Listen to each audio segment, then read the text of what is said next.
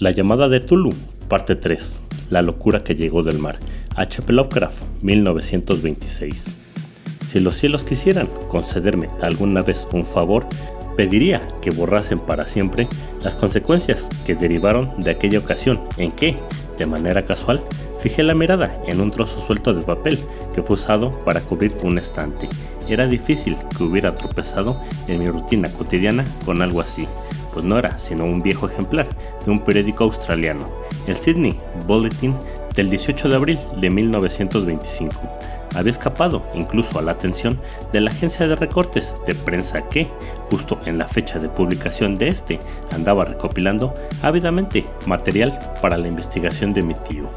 Hacía tiempo que había abandonado mis pesquisas acerca de lo que el profesor Engel llamaba culto de Tulu y me encontraba visitando a un amigo en Paterson, Nueva Jersey, hombre culto que ostentaba el cargo de conservador del museo local, además de ser un mineralogista de renombre. Un día, examinando las muestras de reserva torpemente almacenadas en los estantes de una habitación en el almacén del museo, mi atención fue captada por una extraña fotografía que aparecía en uno de los viejos periódicos desplegados bajo las piedras. Tal y como he dicho, era Sydney Bulletin, pues mi amigo conocía a gente en todas partes y la imagen en cuestión era un grabado en sepia de una horrible imagen de piedra idéntica a la que Legras encontró en el pantano. Leí el artículo en detalle tras quitar impacientemente de encima de la hoja las preciosas piezas que la cubrían, pero quedé algo decepcionado al ver que su extensión era reducida. Sin embargo, lo que sugería era de trascendental importancia para la búsqueda que había mantenido y que comenzaba a languidecer. El artículo, que arranqué cuidadosamente, decía lo siguiente: misterioso barco abandonado hallado en alta mar, llega a remolque de Vigilant de un yate neozelandés armado y despajerado. Un superviviente y un muerto hallados a bordo. Desesperada lucha y muertes en alta mar. Marinero rescatado se niega a dar detalles sobre extraña experiencia. Encontrado en posesión de extraño ídolo. Prosiguen las investigaciones. El carguero Vigilant de la naviera Morrison, procedente de Valparaíso, atracó esta mañana en el muelle de Darling Harbour, remolcando al desparejado y averiado, si bien fuertemente armado, yate de vapor Alert de Dunedin, Nueva Zelanda, que fue avistado el 12 de abril a 34 grados 21 pulgadas de latitud sur y 152 grados 17 pulgadas de latitud oeste, llevando a bordo un superviviente y un muerto. El Vigilant zarpó de Valparaíso el 25 de marzo y el 2 de abril se desvió su rumbo considerablemente hacia el sur, debido a la fortísima tormenta y las enormes olas. El 12 de abril fue avistado a la deriva, aunque en apariencia estaba desierto. Al abordarlo fue hallado el único superviviente en unas condiciones cercanas al delirio, así como otro hombre que claramente llevaba muerto más de una semana. El superviviente estaba aferrado a un horrible ídolo de piedra de unos 30 centímetros de altura de origen desconocido, acerca de cuya naturaleza las autoridades de la Universidad de Sydney, la Royal Society y el Museo de College Street se muestran completamente desconcentradas. El superviviente decía haberla encontrado en el camarote del yate en el interior de un pequeño relicario de talla ordinaria. Este hombre, tras recobrar el sentido, relató una extraña historia acerca de piratería y una sangrienta masacre. Se trata de Gustav Johansen, un noruego de cierta educación, segundo de a bordo de la goleta Emma de Auckland, que zarpó de El Callao el 20 de febrero con 11 hombres. El Emma, según cuenta, se vio retrasado y desviado de su rumbo hacia el sur por culpa de la gran tempestad del 1 de marzo, y el 22 del mismo avistó al Alert a 49 grados 51 pulgadas de latitud sur y 128 grados 34 pulgadas de longitud oeste, llevado por una extraña tripulación de feroz aspecto formada por canacos y mestizos. Al ordenársele de manera perentoria que diera media vuelta, el capitán Collins se negó, momento en el que la extraña tripulación comenzó a abrir fuego salvajemente sobre la goleta y sin aviso previo, con una batería pesada dotada de cañones de bronce que formaba parte de su armamento. Según el superviviente, los hombres de Emma plantaron batalla y aunque la goleta comenzó a hundirse debido a los disparos recibidos por debajo de la línea de flotación, fueron capaces de acercarla a la nave enemiga para abordarla y lucharon con la salvaje tripulación sobre su misma cubierta. Al final se vieron forzados a matar a toda la tripulación enemiga, algo superior en número, por su detestable y desesperada, si bien torpe, manera de luchar. 3 de los hombres de Emma resultaron muertos, incluyendo el capitán Collins y el primero de a bordo de apellido Green. Los 8 restantes, con el segundo de a bordo Johansen al mando, se pusieron al frente del yate capturado, retomando su rumbo original para averiguar cuál era la razón por la cual les habían ordenado dar media vuelta. Al día siguiente, según parece, alcanzaron una pequeña isla en la que desembarcaron, aunque no se sabe la existencia de ninguna en aquella parte del océano. 6 de los tripulantes murieron allá en ella, aunque Johansen demuestra de reticencia al llegar a esta parte de la historia y se limita a decir que cayeron por un precipicio rocoso. Más tarde, según parece, él y el último de sus compañeros llegaron al yate y trataron de tripularlo, pero se vieron azotados por la tormenta del 2 de abril. El hombre recuerda poco de lo sucedido entre ese día y el 12 de abril, en que tuvo lugar su rescate, y no recuerda cuándo murió William Bryden, su compañero. La muerte de este no parece debida a ninguna causa visible, siendo la excitación y la exposición a los elementos las razones más probables. Noticias llegadas por cable desde Dunedin informan que el Alert es un mercante de cabotaje bien conocido allí, que además gozaba de una mala reputación en los muelles. Era propiedad de un curioso grupo de mestizos cuyos frecuentes encuentros y salidas nocturnas en dirección a los bosques atraían bastante la atención. Este se había hecho a la mar apresuradamente justo tras la tormenta y los temblores de tierra que tuvieron lugar el 1 de marzo. Nuestro corresponsal en Auckland señala que tanto el lema como su tripulación gozaba de una excelente reputación y describe a Johansen como un hombre moderado y respetable. El almirantazgo va a realizar una investigación del asunto que dará comienzo mañana mismo. En ella se tomará todas las medidas necesarias para persuadir a Johansen de que hable con mayor claridad de lo que ha hecho hasta ahora. Esto, junto con la fotografía de la infernal estatua, era todo, pero qué torrente de ideas comenzó a fluir en mi cabeza. Aquí había un nuevo tesoro de datos en torno al culto del Tulu y una clara evidencia de que este tenía extraños intereses tanto en el mar como en tierra. ¿Qué motivo incitó a la tripulación mestiza a ordenar dar media vuelta al Emma mientras navegaba en posesión de aquel horrible ídolo? ¿Cuál era la isla desconocida en la que murieron 6 de los tripulantes del Emma y sobre la que el segundo, Johansen, se muestra tan reservado? ¿Qué fue lo que sacó a la luz la investigación ordenada por el almirantazgo y qué se sabía de Dunedin acerca del maléfico culto? Y lo más sorprendente de todo, ¿cuál era la relación tan profunda como natural de aquellas fechas que daban un malévolo e innegable significado a los diversos cambios en el curso de los acontecimientos que tan minuciosamente anotó mi tío? El día 1 de marzo, es decir, nuestro 28 de febrero según la hora del meridiano de Greenwich, fue cuando ocurrieron la tormenta y el terremoto. El Alert y su maloliente tripulación salieron disparados de Dunedin, como llevados por una apremiante llamada, mientras que al otro lado del mundo, poetas y artistas comenzaron a soñar acerca de una extraña y resumante ciudad, a la vez que un joven escultor modelaba en sueños la forma del Tulu. El 23 de marzo, el desembarco de la tripulación del Emma en una isla desconocida arrojó una cifra de 6 muertos, y en esa misma fecha los sueños de aquellos hombres especialmente sensibles adquirieron una gran viveza y quedaron oscurecidos por la persecución de un monstruo maléfico. Mientras tanto, un arquitecto enloquecía y un escultor se veía inmerso en el delirio. ¿Y qué hay de la tormenta del 2 de abril? Fecha en que cesaron todos los sueños acerca de la malsana ciudad, en la que Wilcox salió ileso del suplicio de aquellas extrañas fiebres. ¿Qué deducir de todo esto y de todas las insinuaciones del viejo Castro acerca de los primigenios, sumergidos bajo las aguas y nacidos en las estrellas, y de su reino que se avecina, del fiel culto de estos y su dominio de los sueños? Estaba tambaleándome al borde de horrores cósmicos más allá de la capacidad de asimilación del hombre. Si esto es así, tales horrores no deben ser sino de la mente, pues de alguna manera el 2 de abril puso fin a cualquier monstruosa amenaza que hubiera empezado a cenirse sobre el alma de la humanidad. Aquella tarde, tras un día de apresurados telegramas y preparativos, me despedí de mi anfitrión y tomé un tren a San Francisco. En menos de un mes me encontraba en Dunedin, donde comprobé que a pesar de que los miembros de aquel extraño culto solían pasar el rato en las viejas tabernas del puerto, muy poco se sabía acerca de ellos.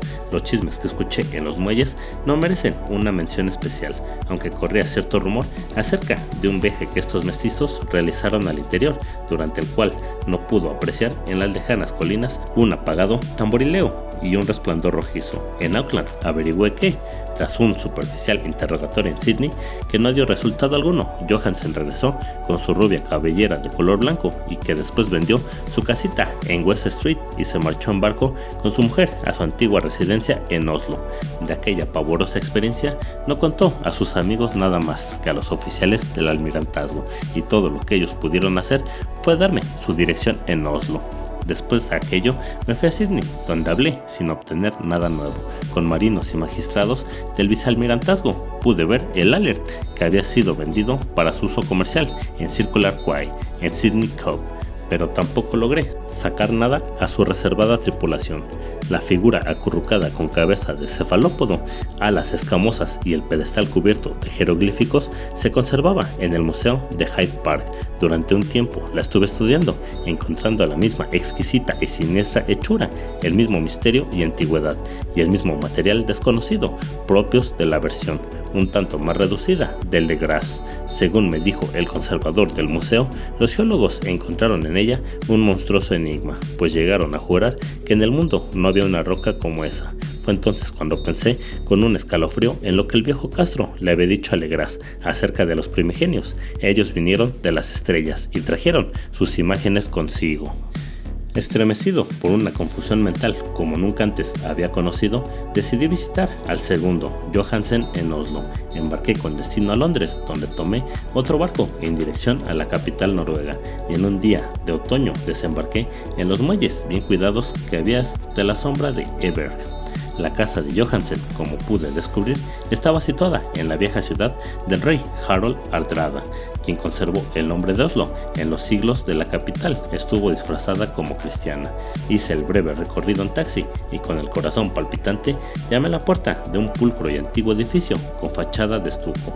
Una mujer de gesto triste y vestida de negro fue quien respondió a mi llamada, quedándome consternado y estupefacto cuando ella me dijo en un inglés entrecortado que Gustav Johansen había fallecido. No vivió mucho más allá de su regreso, dijo su viuda. Los extraños sucesos de 1925 en alta mar lo habían debilitado. No le dije más de lo que había contado públicamente, pero su esposo había dejado un largo manuscrito sobre asuntos técnicos, según dijo él en inglés, sin duda para protegerla del peligro que podría suponer un examen casual del mismo. Mientras paseaba por un angosto callejón cercano al muelle de Gothenburg, un fardo de papeles caídos desde la ventana de un desván lo había derribado. Dos marineros de la Cars le ayudaron a ponerse en pie, pero él murió antes que la ambulancia pudiera llegar al lugar. Los médicos no encontraron una causa para la muerte, dictaminando que se debía a algún problema del corazón y su débil constitución. En aquel momento comencé a sentir un terror royéndome las entrañas y que ya nunca me abandonará hasta el día en que muera, ya sea accidentalmente o de cualquier otra manera. Tras convencer a la viuda de que mi conexión con los asuntos técnicos de su marido era suficiente para darme derecho a tomar posesión del manuscrito, me llevé el documento y comencé a leerlo en el barco de regreso a Londres. Se trataba de algo sencillo e inconexo, un esfuerzo realizado por parte de un sencillo marino que intentaba escribir un diario a posteriori, en el que daba reflejado un afán por recordar lo sucedido día a día en el terrible último viaje. No puedo intentar transcribirlo palabra por palabra, con todos sus turbios y redundantes pasajes, pero contaré lo suficiente como para que se entienda por qué el ruido de las olas rompiendo contra el casco del barco se hizo tan insufrible que tuve que taponearme los oídos con algodón. Johansen, gracias a Dios, no lo sabía todo, a pesar de haber visto la ciudad y aquel ser, pero yo nunca volveré a dormir tranquilo cuando piense en los horrores que acechan a la vida incesantemente en el tiempo y el espacio, y en aquellas blasfemias impias procedentes de antiguas estrellas que sueñan bajo las olas y que son objeto de adoración de un culto de pesadilla, dispuesto y decidido a soltarlas por la tierra cuando otro terremoto haga emerger su monstruosa ciudad pétrea hacia el aire y la luz de la superficie. El viaje de Johansen yo comienzo tal y como lo había contado al vicealmirantazgo. El lema, carga de lastre, zarpó de Auckland el 20 de febrero y sufrió en toda su intensidad aquella tormenta provocada por el terremoto que debió atraer desde el fondo del mar a aquellos horrores que formaban parte de las pesadillas de los hombres. De nuevo bajo control, la embarcación progresaba a buen ritmo cuando fue detenida por el Alert el 22 de marzo y pude sentir claramente el remordimiento con el que Johansen escribió acerca del bombardeo y hundimiento de Emma. Al referirse a los morenos sectarios a bordo del Alert, lo hace dando una clara muestra de horror. Había alguna cualidad especialmente abominable en aquellos hombres que casi hacía de su exterminio un deber, con lo cual Johansen daba muestra de una ingenua extrañeza ante la acusación de crueldad lanzada contra la tripulación del Emma durante el proceso que dirigió el tribunal al cargo de la investigación. Llevados por la curiosidad, siguieron el rumbo que llevaban, ahora en el yate capturado y bajo el mando de Johansen, hasta que al poco avistaron un gran pilar de piedra que sobresalía del mar en un punto situado a 47 grados 9 pulgadas de latitud sur y 126 grados 43 pulgadas de longitud oeste. Llegaron a un litoral de lodo, fango y ciclópea mampostería, que no podía ser otra cosa que la sustancia tangible del terror supremo de la tierra, la ciudad cadavérica y de pesadilla de Riel, construida hace incontables eones por repugnantes figuras que procedían de las estrellas sin luz. Allí yacía el gran Tulu y sus hordas, ocultos bajo bóvedas cubiertas de fango verde. Enviado de nuevo, tras incalculables ciclos temporales, aquellos pensamientos que extendía el miedo por los sueños de los más sensibles, a la vez que apremiaban a sus fieles a lanzarse en pos de un peregrinaje por su liberación y la restauración de su imperio en la tierra. Johansen no sospechaba nada de esto, pero bien sabe Dios que ya vio suficiente. Supongo que lo que realmente llegó a emerger de las aguas no era más que una cima, una horrible ciudadela coronada por el monolito bajo el que el gran Tulu estaba enterrado. Cada vez que pienso cuándo debe estar gestándose allá abajo, casi me dan ganas de poner fin a mi existencia de inmediato. Johansen y sus hombres sintieron un gran respeto por la majestuosidad de aquella resumante Babilonia de antiguos demonios y debieron haberse figurado por sí mismos que nada de eso pertenecía a este o cualquier otro planeta saludable. El asombro ante el increíble tamaño de los verdosos bloques de piedra, la vertiginosa altura del gran monolito esculpido y la desconcertante identidad de las colosales estatuas y bajorrelieves con la extraña imagen encontrada en el relicario a bordo del Alert quedaba claramente plasmado en cada línea de la aterrada descripción de Johansen.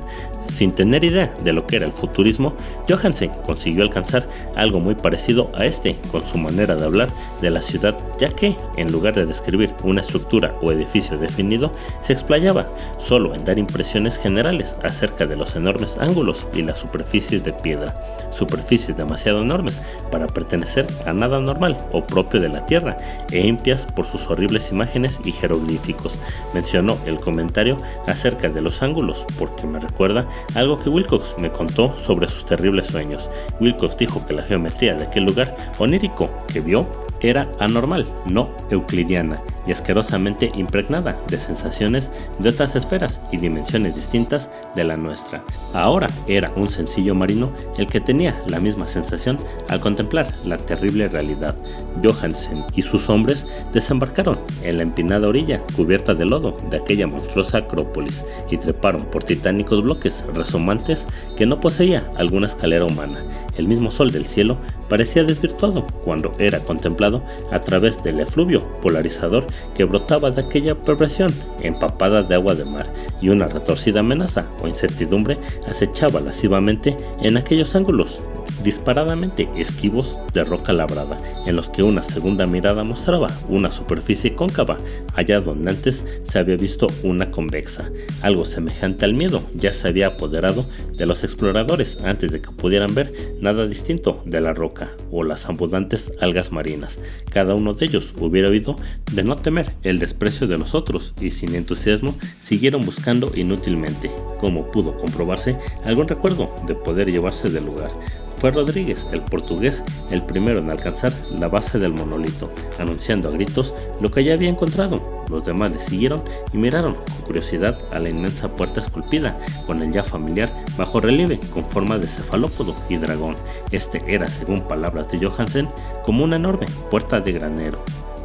y todos estuvieron de acuerdo en que se trataba de una puerta por la presencia de un dintel ornado, un umbral y unas jambas, aunque no podrían decir si yacía plana como si se tratara de una trampilla o estaba inclinada como la puerta de un sótano. Como Wilcox hubiera dicho, toda la geometría del lugar era incorrecta, no se podía asegurar que el mar y la tierra estuviesen en posición horizontal, razón por la que la posición relativa de todo lo demás era fantasmagóricamente variable.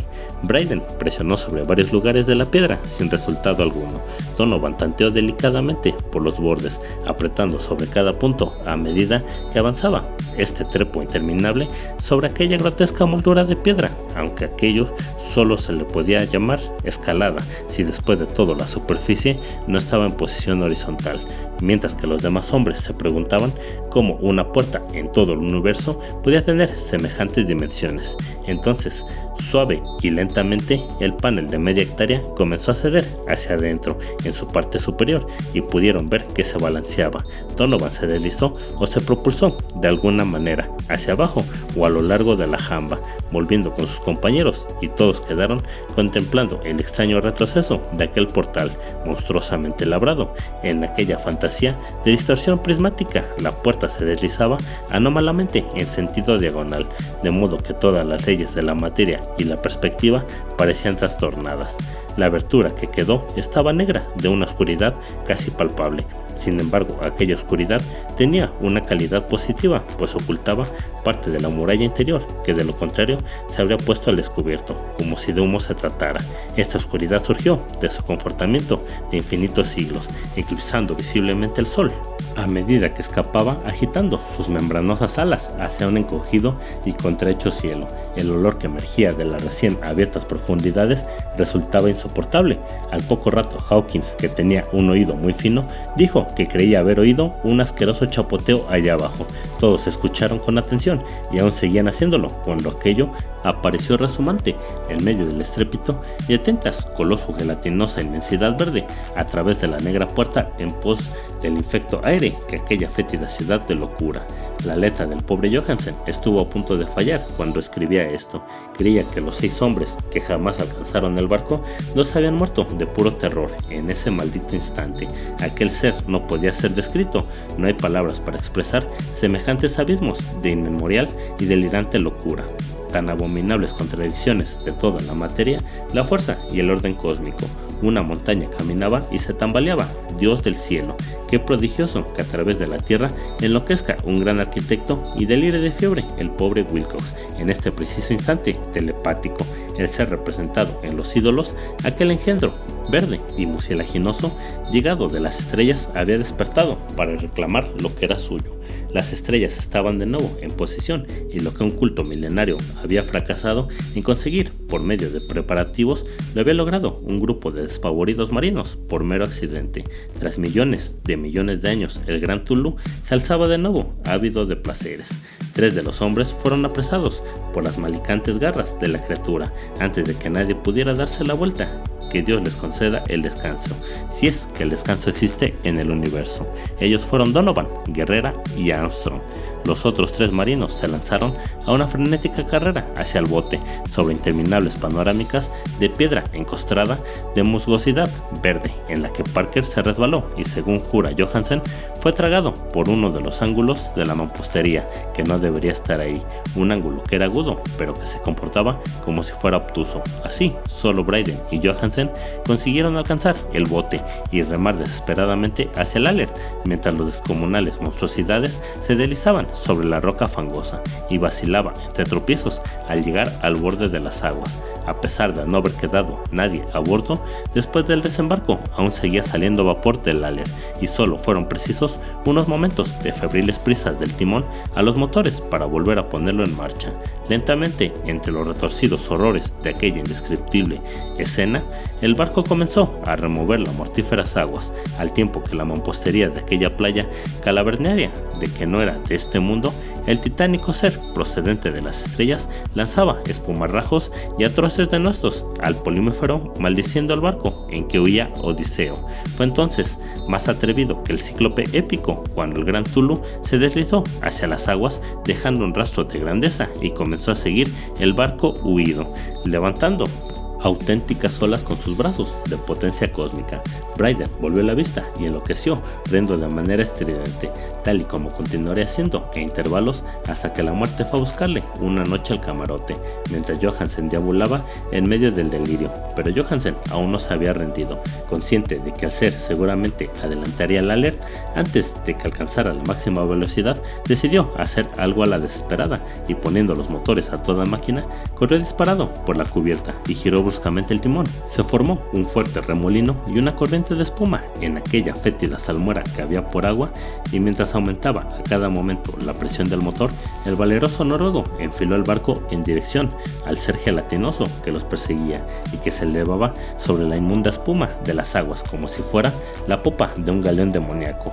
La horrible cabeza del cefalópodo de retorcidos tentáculos ya estaba muy cerca del bauprés del robusto yate, pero Johansen continuó enfilándolo de manera implacable hacia ella. Hubo un estallido como el de una vejiga que explotase, una fangosa fetidez como cuando se raja un pez luna, el hedor de 1000 tumbas abiertas y un sonido que el cronista no pudo transcribir al papel. Durante un instante el barco se vio envuelto por una nube acre y cegadora, y después solo quedó metífico remolino a babor, en mitad del cual, Dios nos proteja, la dispersa plasticidad del indomable engendro de las estrellas recuperaba difusamente su odiosa forma original a una distancia que creía por momentos a medida que el Alter ganaba ímpetu, aumentando su velocidad. Así fue como acabó todo. Tras aquel día, Johansen no hizo más que obsesionarse con el ídolo y ocuparse de su sustento y el de aquel maníaco de risa enloquecida que tenía a su lado. No trató de navegar tras aquella audaz hazaña, pues semejante reacción le había quitado una parte de su alma y ánimo. Después llegó la tormenta del 2 de abril y con ella los turbios nubarrones en que se sumió su conciencia. Sintió un remolino espectral a través de líquidos abismos de infinidad, de vertiginosos recorridos por universos giratorios sobre la cola de un cometa y de histéricos saltos desde el fondo de los abismos a la luna y de la luna a los fondos de los abismos, todo ello animado por un histriónico coro de retorcidos y jocosos dioses ancianos y de los burlones diablillos de color verde y con alas de murciélago surgidos del Tártaro. Tras aquel sueño vino el rescate del Vigilant, el tribunal del vicealmirantazgo, las calles de Dunedin y el largo viaje de regreso a su viejo hogar en la casa a la sombra del Egebert. No podía contar nada, o de lo contrario le tomarían por loco. Escribiría sobre aquello que sabía antes que la muerte le alcanzara, pero su mujer no debía enterarse de nada. La muerte sería un regalo de los cielos con tal de que borrase sus recuerdos. Ese fue el documento que leí y que ahora he colocado en una caja de latón junto al bajorrelieve y los papeles del profesor Engel. Con esto irá también este testimonio, esta prueba de mi sano juicio, donde he reconstruido lo que espero que nadie vuelva jamás a reconstruir. He contemplado todo el horror que pueda contener el universo, y después de eso incluso el cielo primaveral y las flores estivales serán puro veneno para mí. Sin embargo, no creo que mi vida vaya a prolongarse mucho, igual que se fue mi tío, igual que fue el pobre Johansen. Un día me iré yo, sé demasiado y el culto aún sobrevive. Tulu continúa también con vida, supongo de nuevo, en aquel abismo de piedra que la había protegido desde que el sol era joven. Su maldita ciudad está de nuevo sumergida, ya que el Vigilant pasó por esas aguas de nuevo tras la tormenta de abril, pero sus pastores en la tierra todavía rugen y saltan y matan alrededor de monolitos rematados por ídolos en lugares solitarios. El gran Tulu, sin duda, debió quedar atrapado por el hundimiento mientras estaba en el interior de su negro abismo, o de lo contrario el mundo estaría ahora gritando de miedo y furia. Quién sabe lo que sucederá al final. Lo que ha emergido puede hundirse y lo que se ha hundido puede emerger de nuevo. La mayor de las blasfemias aguarda y sueña en las profundidades, y la decadencia se abre paso entre las tambaleantes ciudades de los hombres. El día llegará, no quiero ni pensarlo. Tan solo pido que si no sobrevivo a este manuscrito, mis albaceas antepongan la prudencia a la audacia y puedan asegurarse de que nadie más llegue a fijar su atención en él.